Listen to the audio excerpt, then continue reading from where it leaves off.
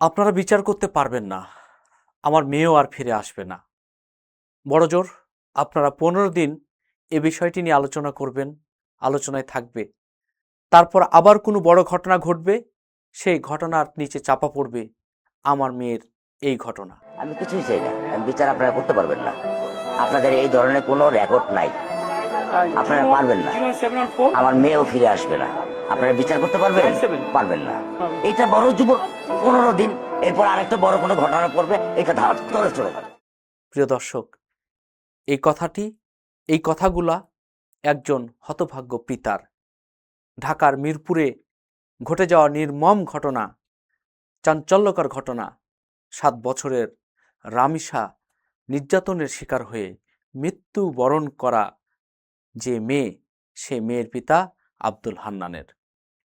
প্রিয় দর্শক, আসলে শিশু নির্যাতন এটি নতুন কিছু নয় আমাদের দেশে, কিন্তু এই সভ্যতার সময়ে যখন মানুষ দিন দিন সভ্য হবে, শিক্ষা দীক্ষায় এগিয়ে যাবে, তখন এই ধরনের ঘটনা খুবই অনাকাঙ্ক্ষিত এবং দুঃখজনক। দুদিন আগে ঢাকার মিরপুরে যে ঘটনা ঘটে গেল, রামিসা নামের যেই ফুল বাবা মায়ের পরিবার থেকে, বাবা মায়ের বাগান থেকে ঝরে গেল, আসলে এর জবাব, এর উত্তর কে দিবে?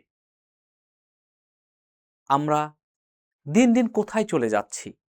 মানুষের সভ্যতা, শিক্ষা, ভব্যতা, চিন্তা, চেতনা কোথায় যাচ্ছে? আজকে আমাদেরকে এই রামিসার মৃত্যু চরমভাবে, গভীরভাবে আমাদেরকে ভাবিয়ে তুলেছে।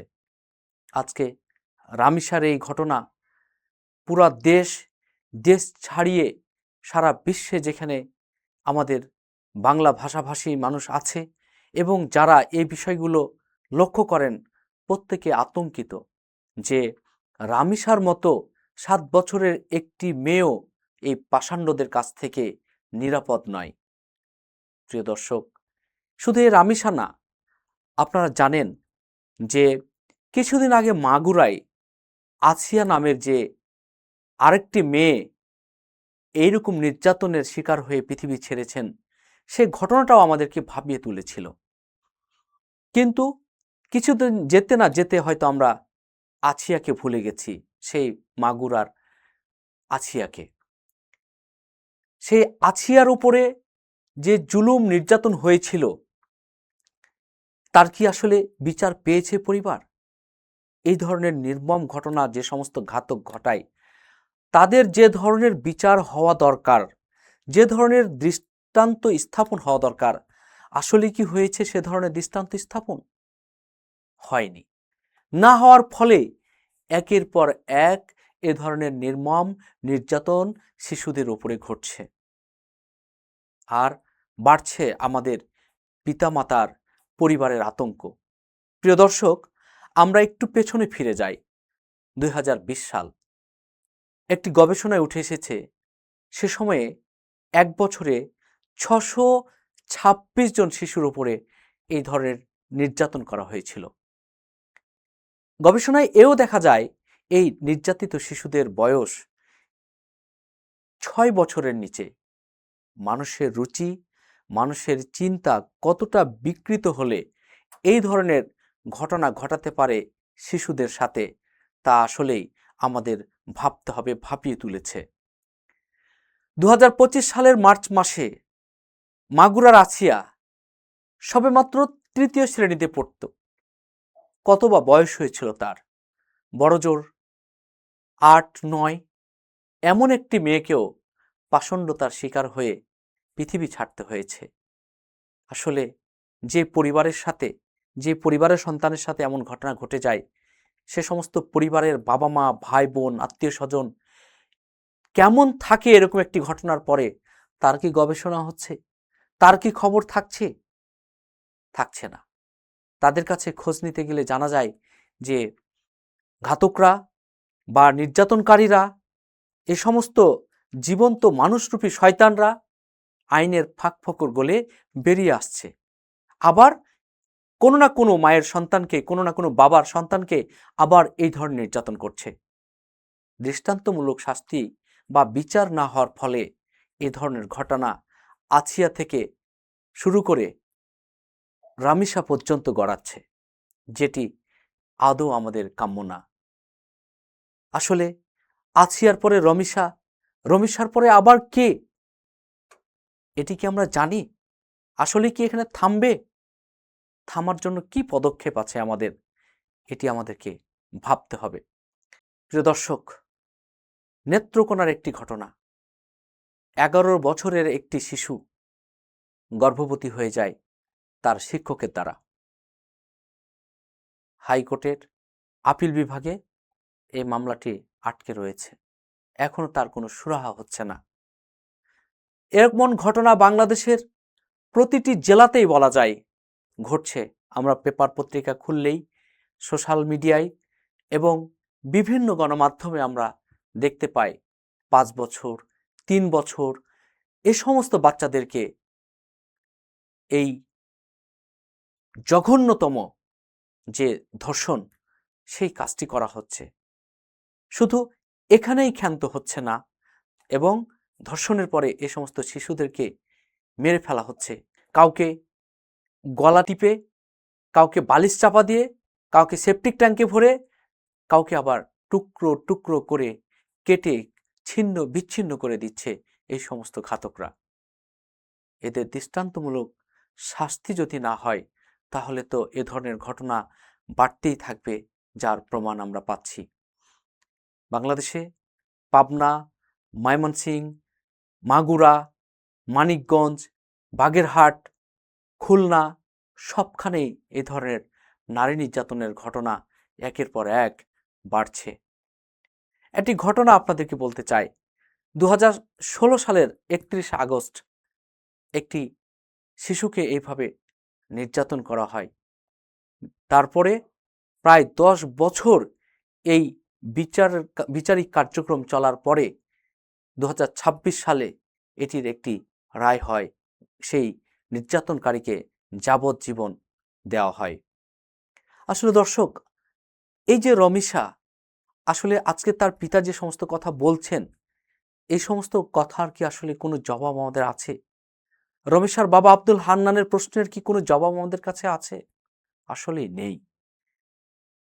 আমরা একটি গণমাধ্যমে দেখলাম রমিসার বাবা রমিসার সহপাঠীদের কাছে গিয়েছে।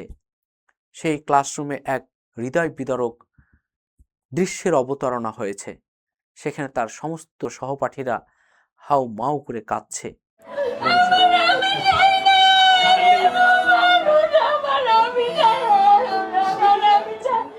রমেশার বাবা কাঁদছে, মা কাঁদছে, এবং কি গণমাধ্যম কর্মীরা সেখানে কাঁদছে। আমরা কি এভাবে কাঁদতেই থাকবো? আমরা কি বিচার পাবো না?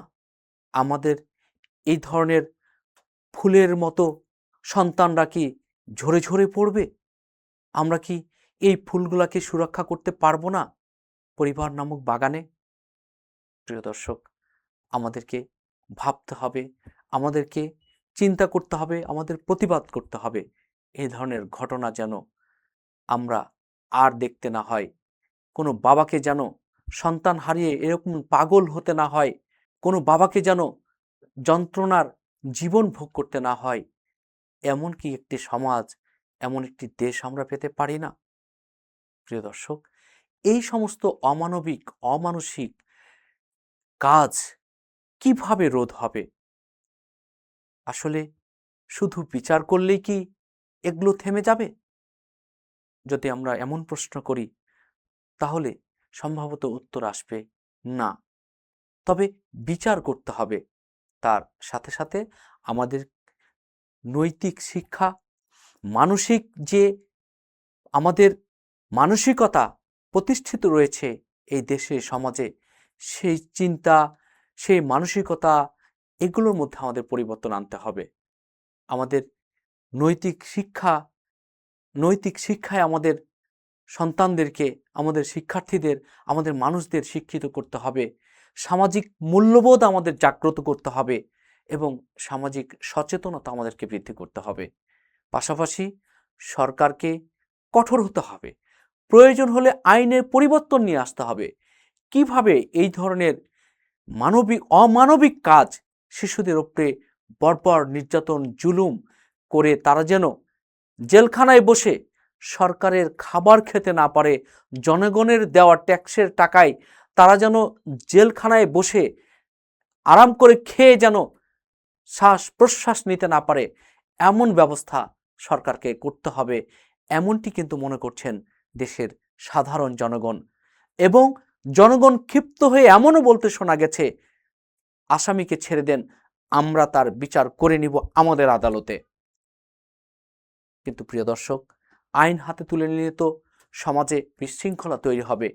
আমরা চাই যে আইনের মধ্য দিয়েই একজন অপরাধী যথাযথ শাস্তি পাবে, দৃষ্টান্ত স্থাপিত হবে, তাহলেই কমতে পারে আমাদের সমাজে এই ধরনের নির্মমতা, নির্যাতন এবং যৌন হয়রানি, নির্যাতন এবং শিশু নির্যাতন। প্রিয় দর্শক, আমাদের সমাজে যে শুধু মেয়ে শিশু নির্যাতিত হচ্ছে, ব্যাপারটা এমন নয়।